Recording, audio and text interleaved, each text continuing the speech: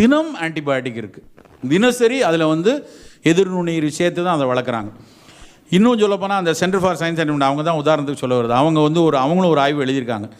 அதாவது ஒரு வாரத்துக்கு ஒரு நாள் இறைச்சி சாப்பிட்றவங்க இருக்காங்கன்னு வச்சுப்போமே, அவன் என்ன சொல்கிறான் அப்படின்னா 52 தடவை ஒரு வருடத்துக்கு இறைச்சி சாப்பிட்டா 52 தடவை ஆன்டிபயோட்டிக் நம்ம கோர்ஸ் ஒரு ஹாஸ்பிட்டலில் போய் எடுத்ததுக்கு சமானம்ங்கிறான். அவ்வளவு ரெசிடியூஸ் அதுக்குள்ளே வருது. அப்போ நம்ம தேர்ந்தெடுக்கிற இறைச்சி நல்ல ஒரு நாட்டு இறைச்சியா, நல்ல ஒரு கோழி இறைச்சி, நாட்டுக்கோழிலையும் பிரச்சனை இருக்குது. ஏன்னா அதையும் பிராய்லரில் வளர்க்க ஆரம்பிச்சுப்போம்.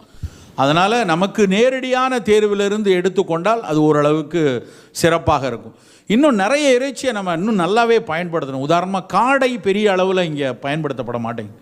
காடை இறைச்சியை பற்றி உலகம் முழுக்க பெரிய அளவில் ஆய்வு இருக்குது. காடையினுடைய முட்டை, காடையினுடைய இறைச்சி வந்து மற்ற கோழி இறைச்சியை விட மிகச்சிறப்பாக இருக்குது. அது கில் அப்படிம்பாங்க ஆங்கிலத்தில். அது பிரேஸ்